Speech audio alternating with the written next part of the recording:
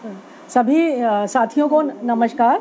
मैं सबसे पहले C2 Uttar Pradesh C2 state committee का आभार व्यक्त करती हूँ कि उन्होंने मुझे अवसर दिया कि मैं C2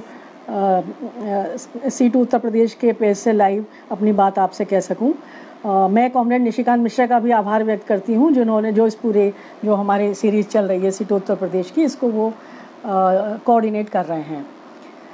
तो मैं अपनी बात शुरू करती हूँ कि जो हमारी कोरोना की पहली लहर आई थी, कॉमरेड्स, जब पहली लहर हम आई थी कोविड की, उस समय जो गांव में व्यवस्था की गई थी वो एक बहुत बेहतरीन व्यवस्था थी। उस समय लगभग 40 लाख तो प्रवासी मजदूर आए थे और जैसे ही ये महामारी एक्ट लागू हुआ और इसका प्रसार बढ़ा तो गांव-गांव में जो आशा वर्कर थी वो गांव में लिस्ट बना रही थी, लोगों की बीमारी के बारे में पता कर रही थी और वो जिसमें लक्षण पाए जाते थे उसको क्वारंटाइन कर रहे थे, आइसोलेट कर रहे थे। और इस काम के लिए हर गांव में क्वारंटाइन सेंटर बनाए गए थे। ये क्वारंटाइन सेंटर जितने भी प्राइमरी स्कूल थे उन सभी प्राइमरी स्कूलों में को क्वारंटाइन सेंटर में बदल दिया गया था और वहाँ पे उनका बुखार देखना, उनकी खांसी, उनके लक्षण देखना, बात करना, ये सारी निगरानी का काम आशा वर्कर कर रही थी। और जो हमारी आंगनवाड़ी वर्कर थी वो सभी को जो घर घर राशन जा रहा था उसमें सहयोग कर रही थी और जो बच्चे और महिलाओं की देखभाल वो करती हैं उसका काम वो कर रही थी। और जो रसोइया थे वो सबके सब जा कर के वो खाना बना रहे थे उन लोगों के लिए जो क्वारंटाइन सेंटर में थे। तो ये एक ऐसी व्यवस्था थी जहां प्राथमिक लक्षण दिखने पर क्वारंटाइन सेंटर में लोगों की रुकने का इंतज़ाम किया गया था। और जो क्योंकि लोगों के घर गांव में वैसे भी इतने बड़े नहीं हैं, बहुत छोटी जगह, उसमें परिवार के सारे लोग रहते हैं, तो अगर किसी में लक्षण आते हैं तो उसको अलग करना, आइसोलेट करके उसी घर में रहना बहुत मुश्किल होता है कि अलग टॉयलेट हो और अलग सारी चीज़ें हों। तो इसमें प्राइमरी स्कूलों में जो क्वारंटाइन सेंटर बनाए गए और जो कुछ दूसरे बड़ी व्यवस्थाएं थी जैसे मैरिज हॉल है, कहीं कहीं पंचायत घर हैं, इनको भी क्वारंटाइन सेंटर में बदला गया था। और उनके खाने की व्यवस्था प्रधान की मदद से कोटेदार जो था सामान देता था और मिड डे मील रसोइया खाना बनाते थे। तो इस व्यवस्था ने इस कोविड नियंत्रण में एक बड़ी भूमिका उस समय निभाई। इस भूमिका को लोग जो हमारी दूसरी लहर आई उसमें इस तरह की कोई व्यवस्था सरकार के द्वारा नहीं की गई, जबकि ये पता था कि ये दूसरी लहर आएगी। और दूसरी लहर में तैयारी के स्तर पे सभी जानते हैं जो हाल हुआ देश का पूरे कि किस तरह से लोगों को ये जो थोड़े से इलाज में बच सकते थे उनको बिल्कुल इलाज नहीं मिल पाया और उन्हें जान से हाथ धोना पड़ा। सभी ने लगभग अपने कम से कम परिचय क्षेत्र के काफ़ी लोगों को खोया है इस बीच में। और ये जो अगर व्यवस्था दूसरी लहर में भी बनाई गई होती और यहाँ पहली बार जो व्यवस्था बनाई गई थी उसी को और मजबूती से आगे बढ़ाते तो ये स्थिति जो थी नहीं होनी थी, क्योंकि जो प्राइमरी लक्षण गांव में मिले किसी के अंदर तो एक हड़बड़ाहट में जिसकी जैसी हैसियत थी, किसी पे गाड़ी थी, गाड़ी लेके, किराए की गाड़ी लेके वो सब शहर की तरफ भागे आ रहे थे, क्योंकि ना PSC पे कुछ था ना CSC पे कोई व्यवस्था थी। तो ये मैं आपको इसलिए बता रही थी कि जो हमारी पब्लिक हेल्थ फैसिलिटीज़ हैं गांव में वही हमें किसी भी महामारी से या मुसीबत से और ख़ास तौर से हेल्थ का जो पेंडेमिक आया है इससे बचा सकती हैं। अगर हमारे पड़ोस में हमारे 5-7 किलोमीटर के अंदर ये सुविधाएं नहीं हैं, कम से कम प्राथमिक सुविधाएं तो ऐसी होनी चाहिए जिससे हम अपने स्वास्थ्य की जो समस्या है उसको वहाँ पे वो निपट सके। तो ऐसे में जो पब्लिक हेल्थ पॉलिसी है ये क्या है और इसको हमें बदलने के लिए जो है जोर डालने की ज़रूरत है। इस समय सभी जानते हैं कि सारा का सारा सरकार ने कर दिया है इंश्योरेंस बेस्ड, और जो बीमा बेस्ड उन्होंने पूरा स्वास्थ्य का सिस्टम बनाया है, इस बीमे के आधार पे आप देख रहे हैं कि कोई भी बीमे का कार्ड प्राइवेट सेक्टर में इस समय काम नहीं आया। आयुष्मान तो बिल्कुल ही नहीं चला जो बहुत ज़ोर शोर से सरकार ने घोषणा की थी। और क्योंकि लोग नगद पैसा लिए जब अस्पताल में एडमिट होने को तैयार हैं तो फिर इंश्योरेंस कार्ड से कोई क्यों एडमिट करेगा। और फिर जो लूट मजार थी पूरी दवाइयों की, इक्विपमेंट्स की, वो सब सबने देखा है। तो हमें अगर ये प्राइमरी व्यवस्था, अगर हमारी ये पॉलिसी हमारी लोगों के लिए होती और हमने तुरंत हस्तक्षेप किया होता कि नहीं, हमें इसमें कोई चेंज नहीं चाहिए, तो शायद ये स्थिति बुरी ना होती। क्योंकि जब एक बार हमारा ग्रास रूट पे पूरा स्ट्रक्चर ही इन्होंने बदल दिया, कम्युनिटी हेल्थ का पूरा स्ट्रक्चर और पॉलिसी बदल दी, तो फिर बाकी चीज़ें भी लगभग प्राइवेटाइजेशन को बढ़ाने वाली और कॉरपोरेट्स को बढ़ावा देने वाली रह गई। चाहे वो ड्रग पॉलिसी है, चाहे वो हेल्थ पॉलिसी है, चाहे वो वैक्सीनेशन पॉलिसी है, हर पॉलिसी जो थी वो प्रॉफिट ड्रिवन हो गई। आपदा में मुनाफा जो है वो सर्वोच्च हो गया और बाकी सारी चीज़ें गौड़ हो गई।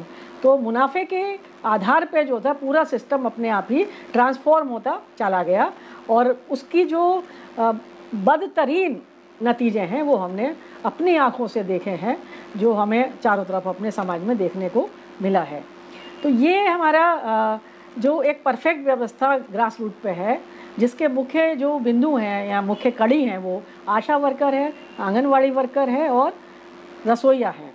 तो आशा वर्कर के बारे में मैं पहले बात करती हूँ। आशा वर्कर सिर्फ ये नहीं है कि उसने इस समय तो उन्होंने अपनी बहादुरी से एक बहुत सम्मानजनक स्थान समाज में बनाया है, क्योंकि मंत्री जी से लेके मुख्यमंत्री जी और सारे अधिकारी सिर्फ आशा वर्कर की ही बात करते हैं। अगर कहीं केस ज़्यादा निकल रहे हैं कि वो आशा क्या कर रही थी, क्योंकि वही अपनी जान को जोखिम में डाल के आज भी इसके नियंत्रण के लिए काम कर रही है। लोगों के घर जाके उनके लक्षण पूछना, प्राइमरी लक्षण की पहचान करना, उन्हें दवाई देना, और इसके अलावा इस समय जो वैक्सीनेशन को लेके जो अंधविश्वास फैले हैं उनसे लड़ने का काम भी आशा वर्कर ही कर रही है। आशा सबसे ज़्यादा इस समय अंधविश्वास के साथ लड़ रही है। और ये देखिए कि जहाँ इतने ज़्यादा अंधविश्वास है कि लोग वैक्सीनेशन टीम गई तो पानी में कूद गए, नदी में कूद गए, वहाँ कम से कम ये लाखों वर्कर्स हैं जो काढ़े के मुकाबले कम से कम वैक्सीनेशन को तरजीह दे रही हैं और लोगों को भी समझा रही हैं।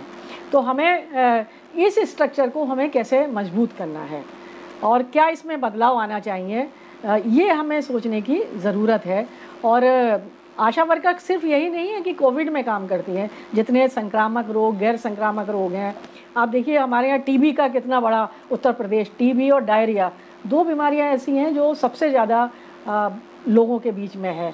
आपके इससे बुखार, अभी बारिश का सीज़न शुरू होने वाला है और संक्रामक रोगों का अलर्ट जो है वो चला गया है और आशा ने शुरू कर दिया है काम। जैसे जैपनीज़ एनसेफेलाइटिस है, उसका अटैक इन्हीं दिनों होता है। हमारे बिहार में चमकी बुखार है, उसका होता है। डायरिया आज भी जो बहुत प्रिवेंटेबल डिसीज़ है, लेकिन आज भी वो महामारी की तरह फैला हुआ है। तो इन सारे चीज़ों में जो वो रिकॉर्ड रखती है, जो वो बीमारी के बारे में रखती है, मतलब टीबी के मरीज को कब दवा खानी है उसको याद दिलाने का काम भी आशा वर्कर करती है।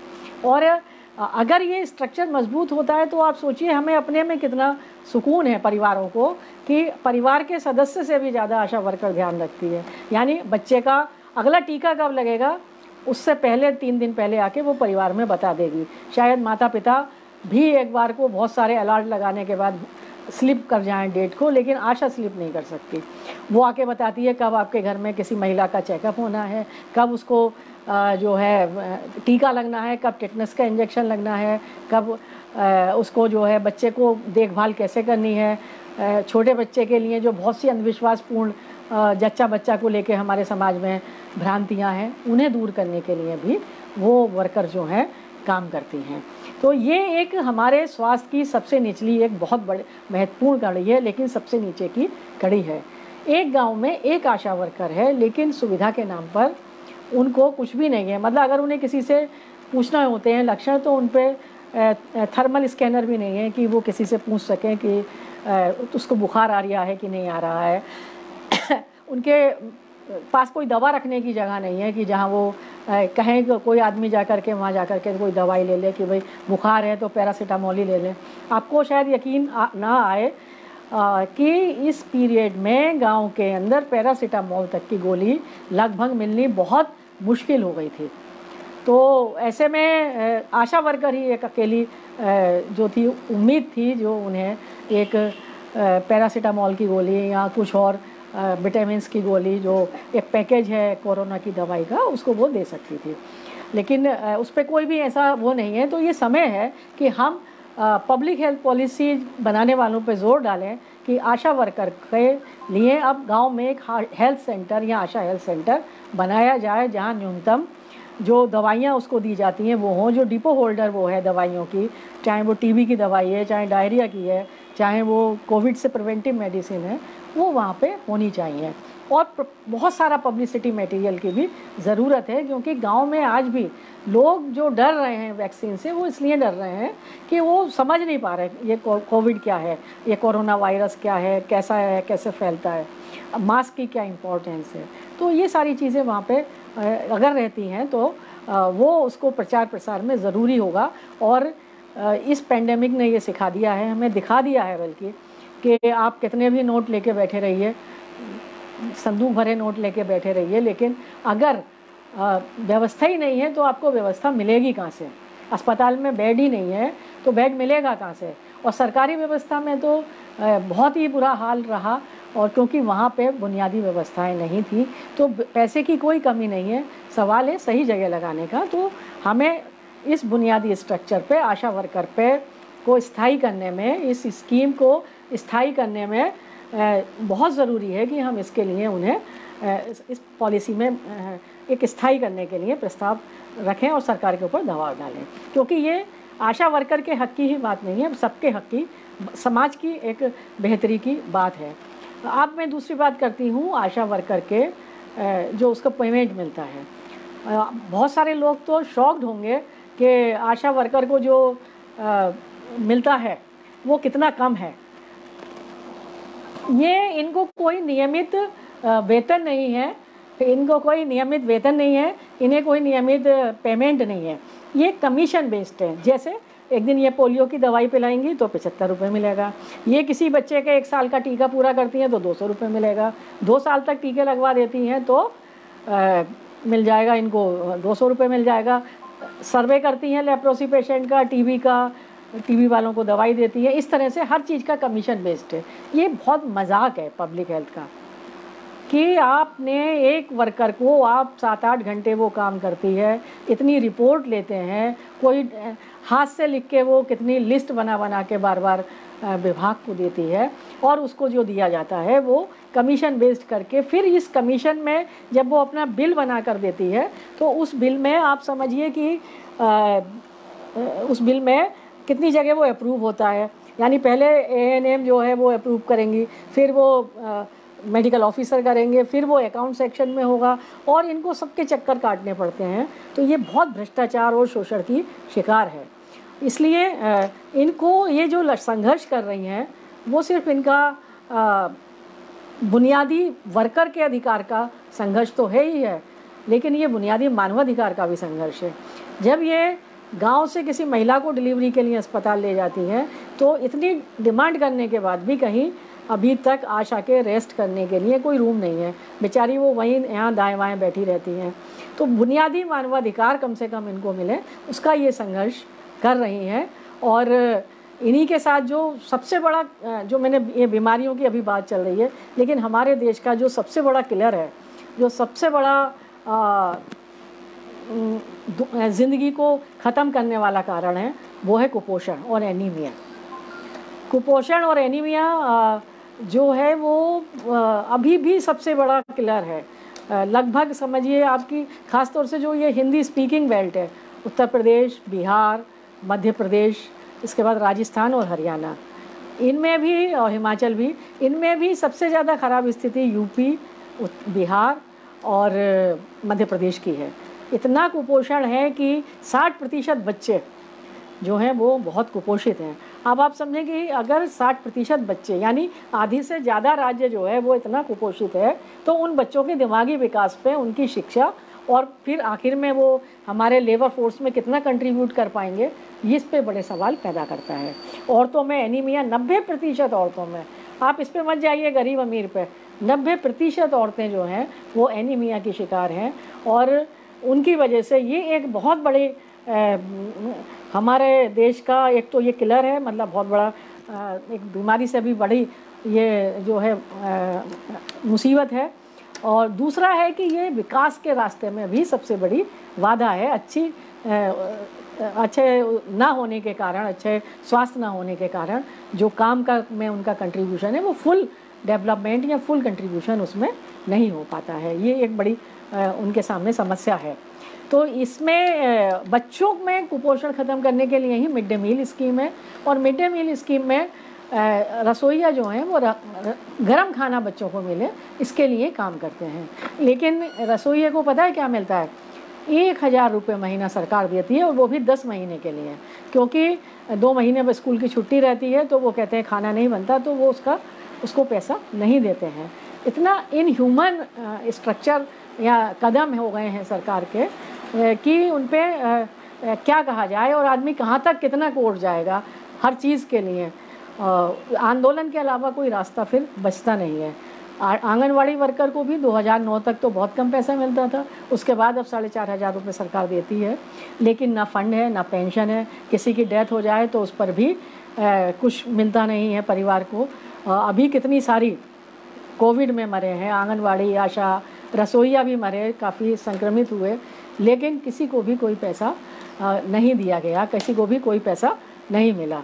तो इनके जो संघर्ष हैं, इनको संघर्ष में अपने बहुत ज़्यादा करना पड़ता है। कि आप देख रहे हैं कि किसी भी अगर धरना प्रदर्शन के लिए कोई वर्कर शहर आती है या मुख्यालय पे आती है तो उसको कितनी मुश्किल से आना पड़ता है। ये सब रूरल बेस्ड वर्कर हैं, ग्रामीण क्षेत्र के वर्कर हैं, और इन ग्रामीण क्षेत्र के जो वर्कर हैं इनको पहले अपने गांव से कहीं टाउन एरिया में आएंगे, फिर वहाँ से ये जाएंगे कहीं किसी मेन सड़क पे, फिर वहाँ से कोई वहाँ पब्लिक ट्रांसपोर्ट नहीं है तो जो टेम्पो वेम्पो पकड़ के ये शहर आएंगे, तब जाके ये मुख्यालय पे पहुँचेंगे, और फिर वहाँ अपना धरना प्रदर्शन करके फिर वापस ये लोग उसी कई घंटों में जो हैं फिर अपने घर जाकर पहुँचते हैं। तो बहुत आसान नहीं होता, लेकिन फिर भी ये सारी संघर्ष कर रही हैं, और यही ख़ास बात है। जो मुख्य ख़ास बात है वो यही है कि आंगनवाड़ी, आशा और मिड डे मील वर्कर संघर्ष में करने के लिए बहुत कोशिश में हमेशा रहती हैं। और कई तरह का आप देखते हैं उत्तर प्रदेश में जो फ्यूडल स्ट्रक्चर है, परिवार का भी, समाज का भी, और आंगनवाड़ी, आशा को उनके जो परिवार के लोग हैं वो जिस पॉलिटिकल इंक्लिनेशन के हैं तो वो भी रोकते हैं आने के लिए कि कहाँ जा रही हो, क्यों जा रही हो। इस सब के बावजूद भी वो कोशिश करती हैं अपनी आवाज़ को बुलंद करने की। तो ये जो संघर्ष है इनका, ये सिर्फ अपने उसके लिए नहीं है, खाली वेजेज को बढ़ाने के लिए या पेंशन के लिए। ये संघर्ष समाज में एक बेहतर स्वास्थ्य व्यवस्था के लिए, क्योंकि आशा वर्कर हमेशा उसके डिमांड में पहली डिमांड रहती है, अपने मानदेय से भी पहले डिमांड रहती है कि पीएचसी, सीएचसी अस्पताल, सब सेंटर को WHO का जो मानक है उसके अनुसार वेल इक्विप्ड किया जाए। तो उसको इक्विप्ड करने के लिए वो इक्विप्ड होगा तभी आशा वर्कर ठीक से काम कर पाएगी। अब वो जाती है ढूंढने और पता चलता है कि कोई जो वर्कर है वो उसको ज़रूरत है कोविड की किसी दवाई की, तो यहाँ किसी को अस्पताल जाना है तो वो कहाँ लेके जाए? सरकारी अस्पताल में लेके जाते हैं तो वो वहाँ कोई व्यवस्था ही नहीं है, पीएचसी, सीएचसी पर कोई एक्सपर्ट नहीं है। और अस्पतालों में भी जो कंसंट्रेशन हो रहा है वहाँ भी प्राइवेट सेक्टर इतना हावी है कि वो वहाँ सारे एजेंट घूमते रहते हैं, और आशा को चाहते हैं कि वो मरीज़ को प्राइवेट सेक्टर में लेके जाए। बहुत सारी आशाओं का ये संघर्ष होता है उनके साथ में। तो वो जो स्वास्थ्य व्यवस्था को निजीकरण से बचाने का जो संघर्ष है उसमें सबसे आगे जो आशा वर्कर्स हैं, हमारे जो आंगनवाड़ी वर्कर्स हैं, उनका भी पहली डिमांड यही है कि पीडीएस को मजबूत करें। अगर बच्चा दोनों वक्त खाएगा तभी तो वो मजबूत हो पाएगा और उसका कुपोषण दूर होगा। खाली आंगनवाड़ी में जो थोड़ा सा मिलता है उससे तो नहीं होगा, वो उसका कुपोषण दूर नहीं होगा। फिर जो अति कुपोषित बच्चे हैं उनका भी के लिए कुछ एक्स्ट्रा होना चाहिए। तो बेरोज़गारी तो बड़ी चीज़ है, तो रोज़गार और पीडीएस का मजबूत होना जो है बुनियादी ज़रूरत है। तो ये समाज की जो तीनों बुनियादी चीज़ें हैं, यानी basic health infrastructure public sector में हो, पीडीएस मजबूत हो, और जो हमारे स्कूल हैं और जो आंगनवाड़ी या आशा हेल्थ सेंटर की बुनियादी सुविधाएं यहाँ पर हो, ये बेहद ज़रूरी है। जब एक बार सरकार निजीकरण की तरफ चल पड़ती है तो आप देखें कि सारी नीतियों को वैसे ही बदल देती है। वर्तमान सरकार ने अभी नई शिक्षा नीति लाई है, तो लगेगा कि नई शिक्षा नीति से और इसका क्या मतलब है स्वास्थ्य का।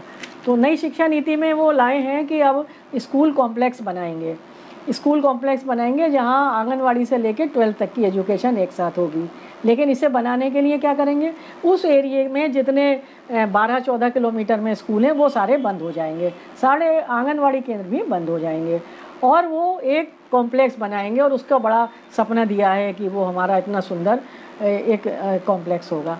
अब आप बताइए कि अगर ये स्कूल बंद हो गए तो जो प्राइमरी शिक्षा तक बच्चों की पहुँच है, क्या वो हो पाएगी? आज भी हमारी बच्चियां जो हैं वो प्राइमरी शिक्षा तो पा लेती हैं, लेकिन अपर प्राइमरी गांव से दूर है तो वो शिक्षा नहीं पा पाती। तो अगर ये बनेंगे कॉम्प्लेक्स तो क्या वो उन तक पहुंच हो पाएगी उनकी? और जब ये सिस्टम सारा ख़त्म हो जाएगा तो जो अभी हमने क्वारंटाइन सेंटर बनाए थे स्कूलों के अंदर, जो हमने फर्स्ट फेज़ में अच्छी तरह से इनको कंट्रोल किया था कोविड-19 को, तो वो क्या हम कर पाते, ये व्यवस्थाएं ना होती तो इसलिए जो है हमें हर नीति के बारे में, हर नीति क्या है वो इंटरलिंक्ड है। वो हेल्थ पॉलिसी, एजुकेशन पॉलिसी, आपके वैक्सीनेशन की पॉलिसी, पीडीएस के लिए मनरेगा में कोई काम ही नहीं दे रहे हैं तो वैसे ही लोगों की भूख का स्तर जो है वो बढ़ता जा रहा है। तो इन सब चीज़ों का ये एक पैकेज है साम्राज्यवादी कंपनियों का, और इस पैकेज को हमें के खिलाफ जो है वो है निजीकरण के खिलाफ संयुक्त संघर्ष सबका। मैं जिनकी तरफ से आज बात रख रही हूँ ये हमारे स्कीम वर्कर्स कहलाते हैं। स्कीम वर्कर्स इसलिए कि सरकार कुछ थोड़े समय के लिए स्कीम लेकर आती है और उसके बाद में उसको स्थायी कार्यक्रम नहीं बनाती है। तो ये स्कीमें हैं, ये टेम्परेरी है। पहले जब सरकार थी तो योजना आयोग इसको 5 साल के लिए फ़ंड करता था, अब तो बिल्कुल निजीकरण ही हो गया है और ये 6-6 महीने का फ़ंड केंद्र सरकार देती है और इसने फंडिंग बहुत कम कर दी है। ये अब 75-25 रह गई है और राज्यों पे ज़्यादा फंड नहीं है, तो इन स्कीमें लगभग जिसको कहना चाहिए ना ड्राइड हो गई हैं बिल्कुल, और नाम के लिए इनको बस चल रही हैं। जो वर्कर हैं वही दिन रात अपनी जान मुसीबत में डाल के इसको चला रहे हैं, बाकी इनमें नीचे के स्तर पे ना संसाधन है ना सुविधाएं हैं। तो हमें ये करना होगा कि हम इस निजीकरण के खिलाफ इस लड़ाई में सब मिल करके एक साथ जो हैं वो आगे चलें और जो हमारा एक संयुक्त मांग पत्र है तीनों हमारे स्कीम वर्कर्स का, आशा का, आंगनवाड़ी वर्कर का और मिड डे मील रसोइया का, वो पहली मांग हमारी ये है कि ये निजीकरण हमें नहीं चाहिए और स्वास्थ्य व्यवस्था में पूरा का पूरा WHO के मानक के अनुसार गांव से लेकर अस्पताल तक की व्यवस्था को चुस्त दुरुस्त किया जाए, पीडीएस को मजबूत किया जाए, स्कूलों की व्यवस्था सही की जाए और मिड डे मील का जो निजीकरण है ख़ास तौर से बड़े बड़े जो कॉरपोरेट के हाथ में दिया है, जैसे ये संस्था है हरे रामा हरे कृष्णा वाले हैं इस्कॉन को इन्होंने बहुत सारे पैसा दिया है और इस्कॉन के विज्ञापन आपने अक्सर नेट पर देख लिए होंगे। तो इस्कॉन ऐसे शो करता है जैसे ये सारे बच्चों को अपने पास से खिला रहा है, जबकि ये सरकार से जितना खर्चा MDM पे होता है उससे ज़्यादा खर्चा लेता है।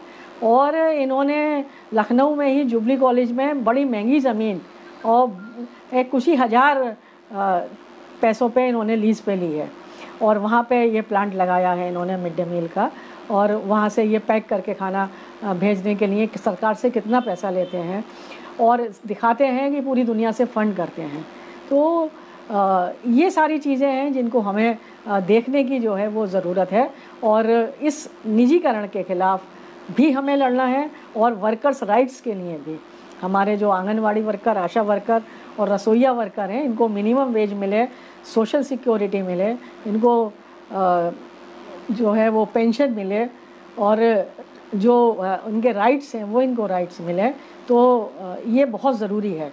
मैं यही कहूँगी कि हमारे जो वर्कर्स हैं ये बहुत परेशान स्थितियों में जो है वो काम कर रहे हैं। ये बहुत ज़्यादा मुसीबत में काम कर रहे हैं और संघर्ष कर रहे हैं। बस एक ही पॉजिटिव बात है कि ये संघर्ष कर रहे हैं, विरोध कर रहे हैं, लेकिन अभी उतना विरोध उस तरह से आंदोलित नहीं बन पाया है जो प्रदेश व्यापी कुछ बड़ा हम लोग कर पाएँ।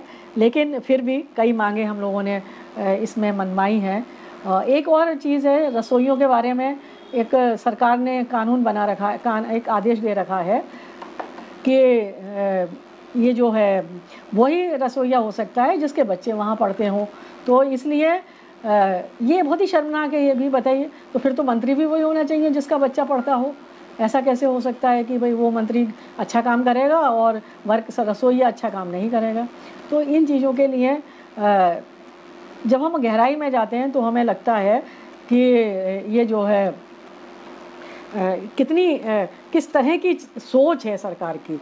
एक अभिजातवादी सोच है, एक उच्च वर्गीय सोच है, और एक सब अपने को बिल्कुल जो बड़ी कंपनियां हैं उसके नज़रिए से जो हैं वो सोच रहे हैं। तो हमें इस संघर्षों को, जो हमारे ग्रामीण वर्कर्स हैं, ये एक तरह से रूरल हेल्थ सिस्टम है, और इसी सिस्टम को हमें शहरों में भी इंश्योर करना चाहिए, क्योंकि शहरों को बिल्कुल ही निजी क्षेत्र के हाथों में छोड़ दिया गया है। तो इस निजी क्षेत्र के कारण ही शहरों में भी बहुत सारी चीज़ें हैं। भले ही सरकार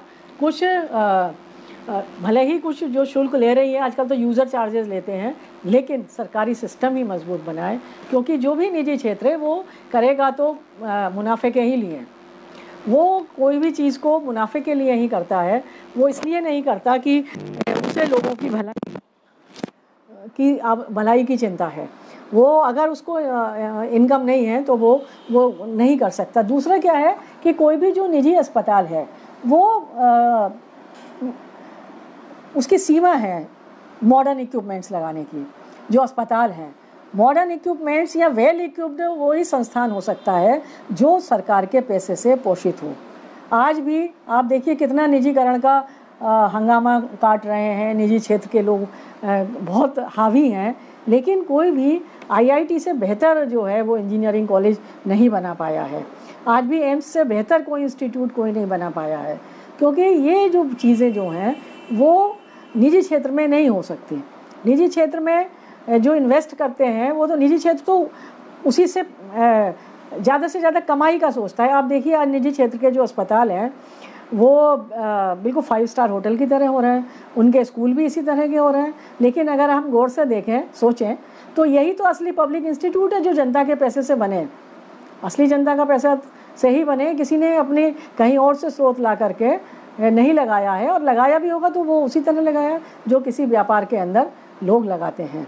तो ये जो बीच बीच में जो एक नियम लाई थी सरकार कि हम नर्सिंग होमों को और जो इन पर भी सख्ती करेंगे, लेकिन ये इसको नहीं चला पाए। लेकिन एक आदेश किया कि भाई कोई भी मरीज़ जो है वो एक उसमें रहे, नियंत्रण में रहे, उसके आदेश जो हैं जगह जगह हर नर्सिंग होम में लगे आपको मिल जाएंगे। तो हमें इस निजी क्षेत्र की एक जो सीमा है या जो भी है उसको हम छोड़ दें, लेकिन हमें बात करनी है कि हमारा पब्लिक हेल्थ सिस्टम मजबूत हो नीचे के स्तर पे, और ये गांव में ही नहीं शहर में भी होना चाहिए, ताकि जो है शहरी क्षेत्र को भी अच्छी स्वास्थ्य सुविधाओं की आवश्यकता है। और जो मानक हैं WHO के कि 5000 की आबादी पे एक सब सेंटर होना चाहिए, एक PSC पे 5 तरह के विशेषज्ञ होने चाहिए, जो पूरा प्रोटोकॉल है उसको हमें लागू कराने के लिए सरकार पे जोर डालना चाहिए। सरकार जो है वो कर ये रही है कि जो नीतियां हमारी हैं, जैसे हमारी पुरानी चिल्ड्रन पॉलिसी है, हेल्थ पॉलिसी है, सारी पॉलिसीज़ बहुत अच्छी थी, लेकिन सरकार एकदम से सस्पेंस ला करके एक सरप्राइजिंग तरीके से एक नई चीज़ ले आती है। अरे भाई अब हम कॉम्प्लेक्स बनाएंगे, अच्छा अब हम स्वास्थ्य में जो हैं बिल्कुल ये आपको कार्ड देंगे, आप जो हैं सब मर्जी है कहीं भी जो है इलाज कराएं, और लोग सोचते नहीं हैं, उसमें दौड़ पड़ते हैं। तो ये सरप्राइज़ जो है ज़िंदगी में ज़्यादा चलते नहीं हैं। ज़िंदगी भी सरप्राइज़ में एक आध बार अच्छा लगता है, लेकिन ज़िंदगी गंभीरता से ही चलती है और गंभीर प्रयासों से चलती है, सरप्राइज़ से नहीं चलती है। उसी तरह सरकार भी ये जो अचानक में एक पैरेलल हर चीज़ लाने की जो कोशिश करती है बिना सोचे समझे, लगभग बिना सोचे समझे हैं ये सारी स्कीम्स। बिना सोचे समझे नहीं बल्कि तिकड़म के साथ लाई हुई हैं, जो किस